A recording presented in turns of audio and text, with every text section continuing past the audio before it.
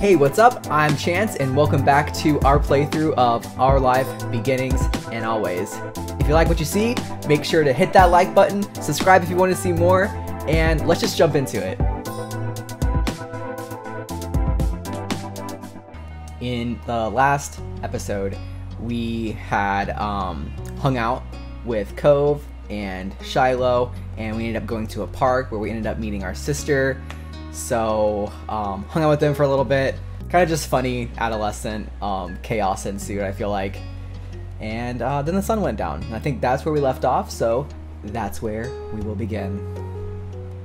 For the rest of the summer, Cove was always there. Aww. You saw him more often than Shiloh, and on some days, when she was in a bad mood or busy, you even saw him more than Lizzie.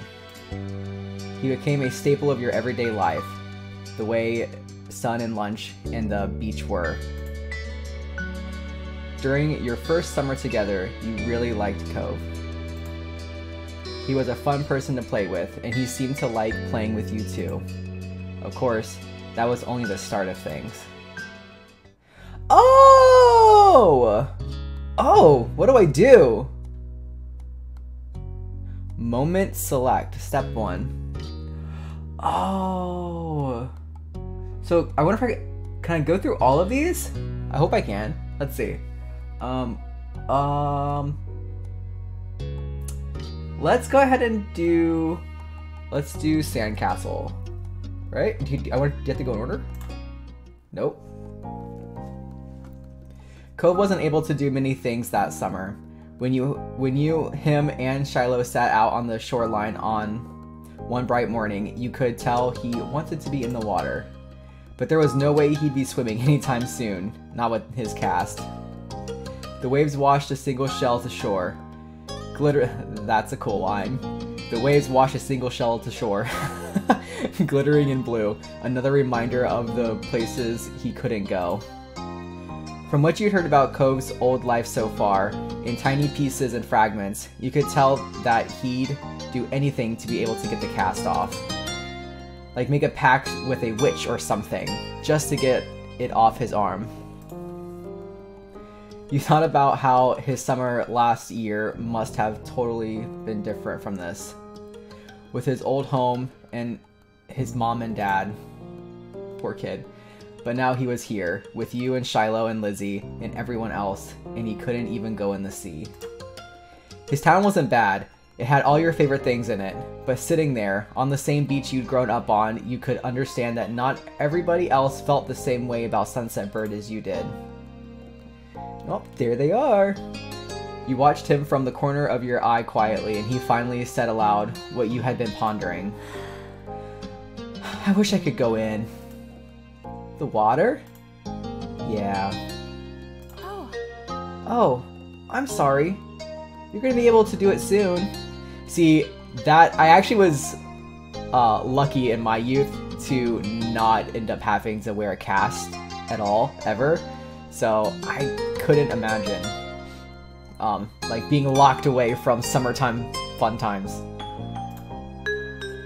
Cove only sighed in response. Apparently soon wasn't soon enough.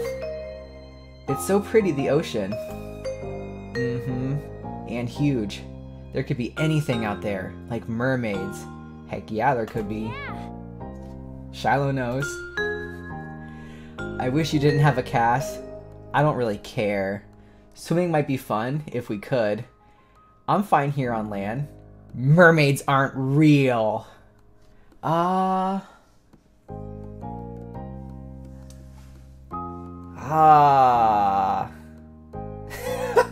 these choices are so hard, because most of them are like kind of negative sounding to me. Let's see, I wish you didn't have a cast. I don't really care. Swimming might be fun if we could. I'm fine here on land. Mermaids aren't real. You know what? Let's continue being that accommodating kid. Alright. Obviously not interested in hearing much more of your input on the situation. Cove turned back to the water. Rude? But as he looked away, something about Shiloh's slow, careful movement caught his eye. Hey, are you building a sandcastle? Sort of. I was only playing around while you were talking. I'm listening. maybe I could too. I've only made big piles before. It's really nothing special. I'm sure you'll be good at it right away. Well, how do you do it then? Shiloh's cheeks lit up. You could tell he was a little bit uncomfortable to have Cove's expectant stare on him. I'll play too. I love making sand stuff. God. Real Chance does not. I've never really made one before. There's nothing else to do. Let's love making sand stuff because we collected all that beach stuff, right? So, makes sense. Okay. He put his hand back to his seashell and sand and nodded. I don't do a lot. Here's how I like to get a house started. Shiloh, focusing more intently than you'd ever seen him, guided Cove through his process. You happily used your own method. It didn't take long for the three of you to each have humble structures prepared. I almost thought that said 100 structures. I was like, dang, we got this whole beach loaded. That's all, kind of. You can do anything now, like make it bigger, add some seashells, carve a pretty pattern. I bet you'll have great ideas. Okay. I'm gonna make it bigger. Mine is gonna be a real castle for the mermaids. Cool, this is gonna be a house. Looking at the base of your sandcastle, you decided to make a house, a castle, a mansion. Well, Charlotte's doing a house. Cove is doing a castle, so I'll make a mansion. Looking at the base of your sandcastle, you decided to design a mansion. The better part of the next hour was spent focusing on your own work. The boys were the same. Even Shiloh didn't sneak as many peeks at everyone else as he usually did. You finished shaping before either of them did, glancing up from what you'd built. It seems you got done so fast because they already searched around for extra decorations. Shiloh had grabbed most of the really interesting stuff, and Cove had a lot of the shells, but there were still options. The first thing you reached for was a red bottle cap, a blue seashell, green pieces of glass. You know, I said last episode my favorite color is green, so we're gonna go with this green piece of sea glass. Though, what is sea glass? I don't know what sea glass is. Hopefully it doesn't, like, injure anyone. It was the best fit for your mansion, you decided. It was see-through and sparkly. So you put in a funny place where it'd take a second look to see it. Pleased with your result, you finally took a proper look around that wasn't focused on the sand itself. Both Cove and Shiloh seemed super immersed still. You knew you could probably sneak a peek at either one's work. You checked out Cove's sandcastle, you checked out Shiloh's sandcastle, you decided not to look. Let's look at Cove's. The castle Cove had built looked surprisingly tidy, especially for someone in a cast. He must have worked really hard. He wasn't even finished digging the huge gaping moat in front, but it was already enormous. You got the sense from the enthusiasm he was digging with that the doctor was probably going to find a bunch of sand when he finally removed the pink plaster. Oh, imagine that. It's like the worst nightmare. It's the worst nightmare. Because it's going to get in there, and you're going to be able to get some of it out, but some of it is going to be stuck in there until the cast is removed. The silence was then broken. What's on the top of yours, Shiloh? You peek closer and discover something shiny sticking out of Shiloh's sand chimney.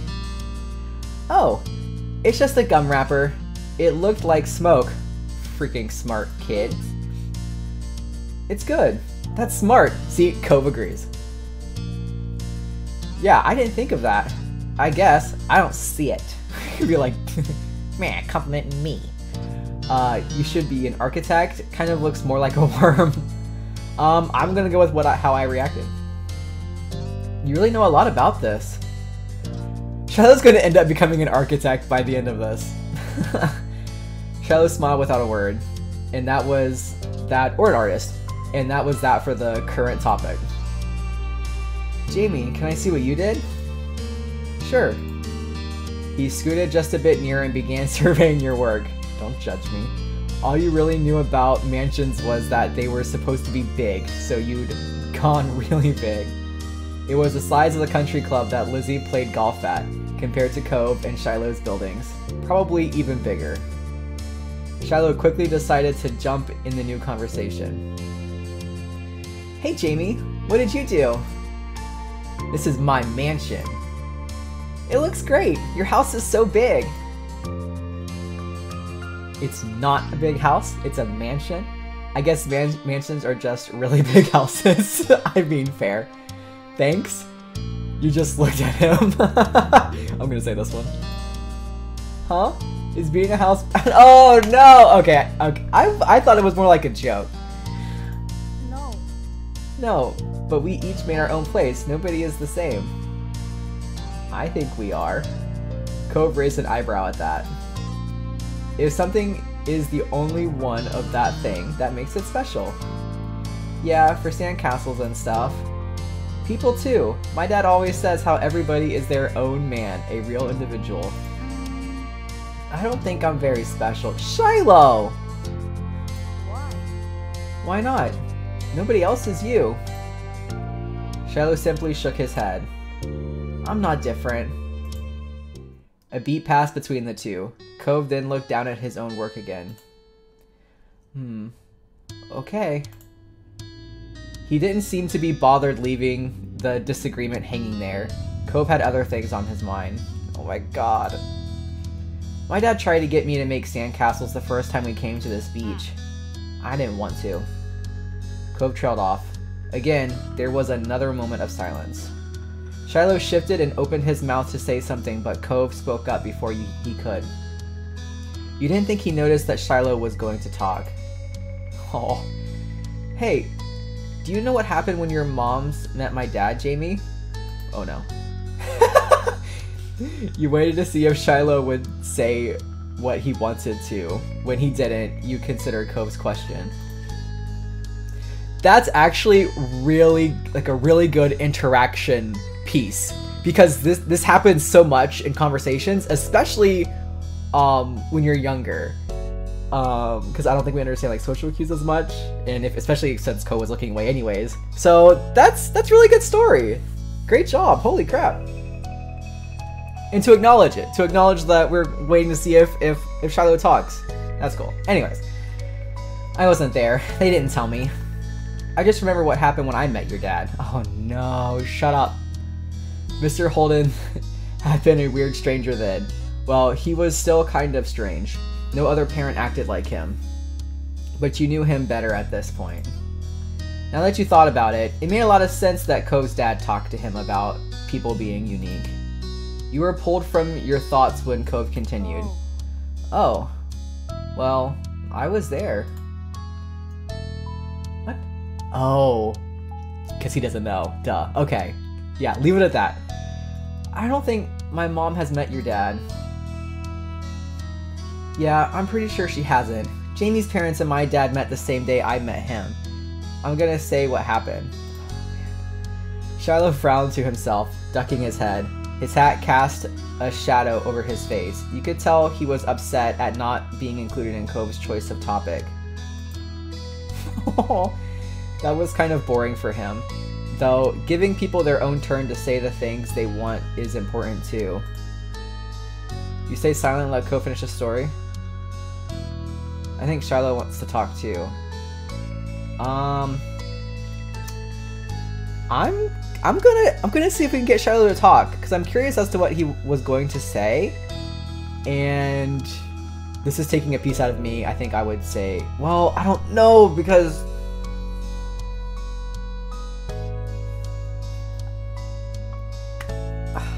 y'all. Because, well, I don't know, because Cove should talk, but then, this is probably the hardest choice in the game, and it's just about who's going to talk. Cove will probably get mad at me. Let's do it. We've already stepped on toes. Let's be bold. Let's see what happens. Huh? We were talking, just not right now. I'm talking to you. He can listen. Shiloh's expression barely flickered at the words. He still looked put off. Cove continued like the interruption hadn't happened. He was determined to tell the tale. When we moved here, we didn't bring a lot of things with us, only some stuff that would fit in Dad's car. He didn't even get a moving truck. I sat in there while Dad brought it all inside.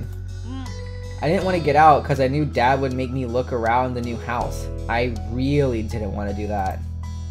His lips twisted into a frown as he recalled that. Then I saw your moms.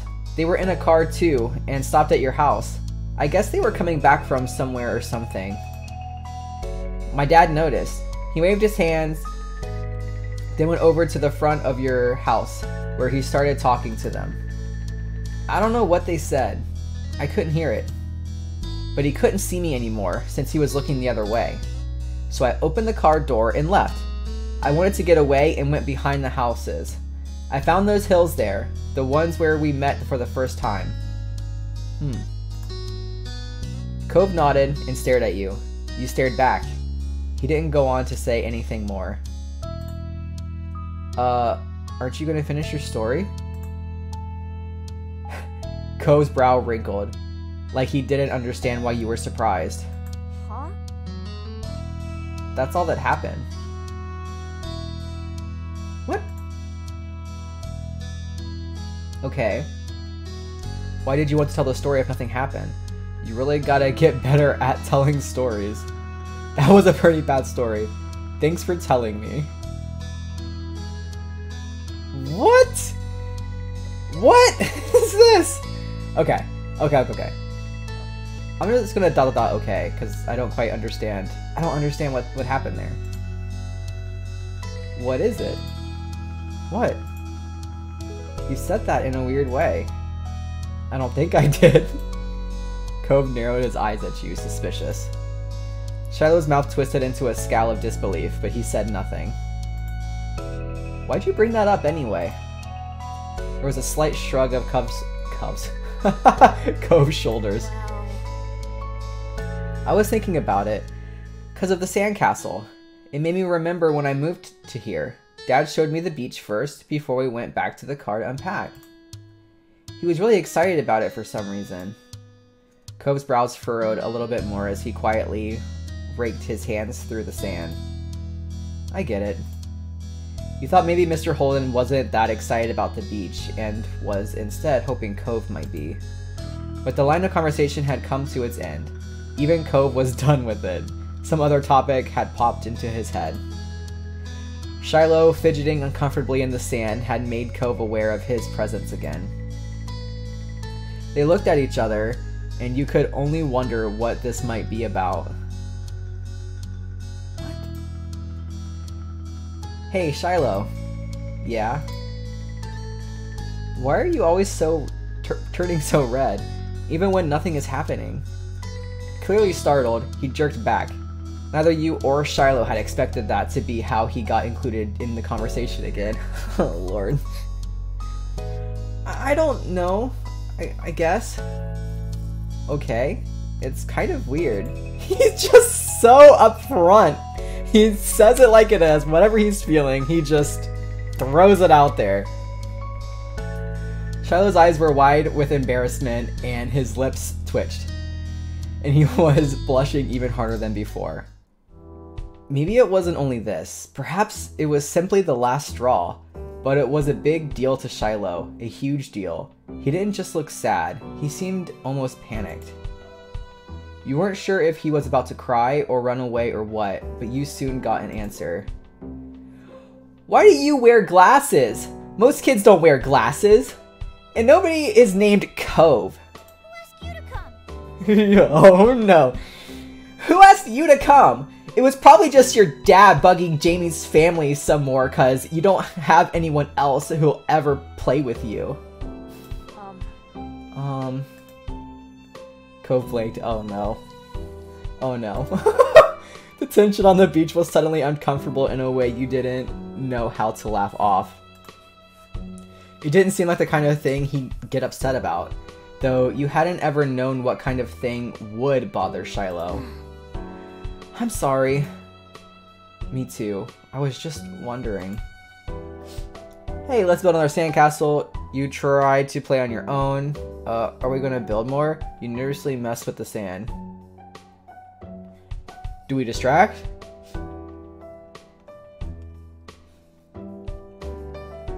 Yep, we're gonna distract. The day is gonna be over soon. Ah, Jamie, you're right. The sun is going down so fast. You all went back to making more sand buildings, but the whole mood had changed. Shiloh's cheeriness was clearly gone, and Cove looked as confused as ever about why the other boy had blown up.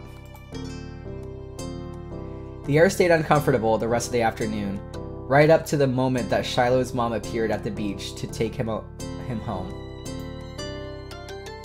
At least you tried to do something to resolve it, though, and it seemed like it helped. Kind of. More or less just kind of try to run away from everything.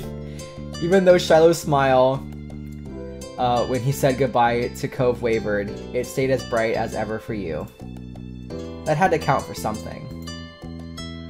But with Shiloh gone and the sun going down, you knew it was time for you and Cove to head to your own houses. The two of you trailed out of the park together towards the neighborhood. The walk home was quiet. You passed by familiar landmarks, shoes thumping against the sidewalk in near perfect unison. Cove was clearly caught up in thinking about something. You asked Cove what he was thinking, he stayed silent. Of course we're going to ask. Something was definitely up, so you chose to reach out to him and ask. Hey Cove, is everything okay? You're making a funny face. Oh, I was just wondering. Cove fell silent again for a few more seconds, then sighed. Why'd Shiloh act like that? When I said he was all red a lot. You were being rude to him? He's just being a baby. You shouldn't make fun of him. I don't know, it's just Shiloh. He gets embarrassed. You shrugged at Cove with no answer to give.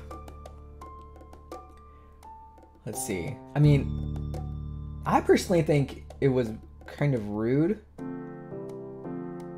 He's just being a baby. You shouldn't make fun of him. I don't think he was intentionally making fun of him, so I don't want to say that. I don't know if it's just Shiloh.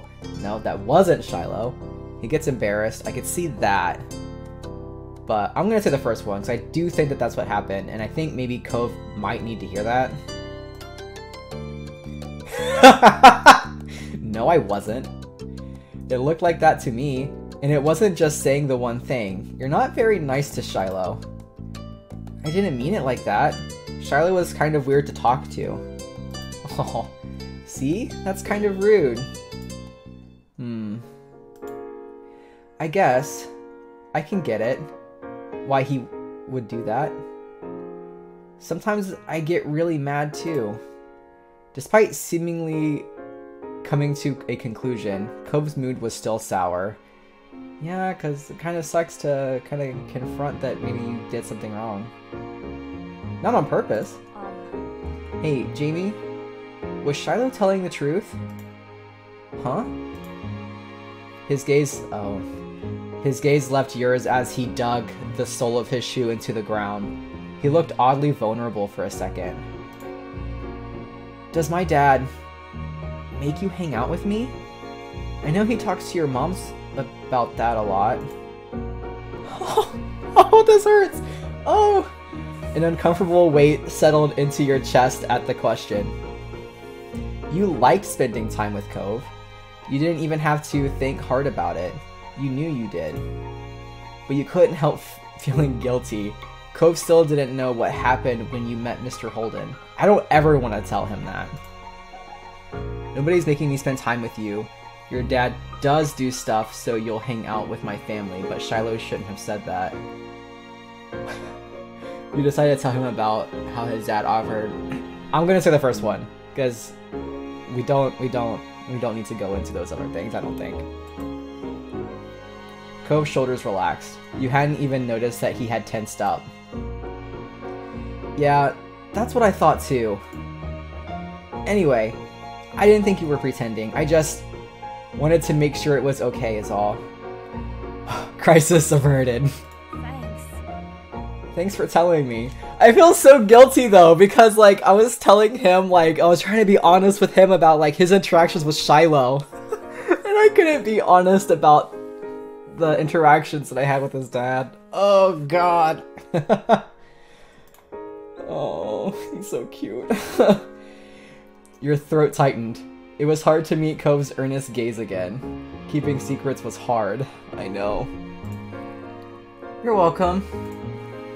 By now, the two of you were on the sidewalk near your houses. It was time to part ways. You said goodbye. You hoved. You hugged Cove goodbye. You nudged Cove's shoulder. We're gonna be playful. We're gonna nudge Cove's shoulder. I forget what these colors are. I looked it up, but and I forgot it again. You reached over and gave Cove a fond push forward. Did I tell him Cove again? Cove. Bye. See you tomorrow. He laughed a little and playfully pushed your hand back. He didn't mind the bit of rowdiness at all. Bye. Then you jogged towards your house. When you looked back, you saw Cove making his way back home too. As if he felt your eyes on him, he turned around. He waved. You did too. Oh! Oh! So wholesome! With a slight pinch of guilt. You still felt a little unsure with what you were supposed to do about the deal Cove's dad had offered. I don't ever want to talk about it. You didn't want to say something bad or something you shouldn't. You had no idea how Cove would take it either. It would be terrible if it made him feel bad. What if he didn't want to play with you anymore? But like, what if Cove's dad just like said something and then I never say anything about this? You might change your mind sometime. There was always tomorrow after all. But for now, it was definitely something that you'd keep to yourself. Yeah, especially after the conversation we had today. With a final look, you went inside your house. Woo! Well, on that note, that is going to be the end of part 3. We are definitely going to go through all of these. I'm really curious about these DLC ones now. They're going to be all locked because I haven't bought it, but maybe I will just to go through them. I mean, Ghost, Runaway, Barbecue, Sleepover, like those all sound fun too. So we'll see what happens. But anyways, I hope you enjoyed this. It was a lot of fun. And we're gonna keep this going. We're gonna play through all of these and see what happens. I'm excited. This is really good storytelling, honestly. So yeah, anyways, I'm gonna quit rambling. If you like this, give this a thumbs up, subscribe if you want some more, and bye.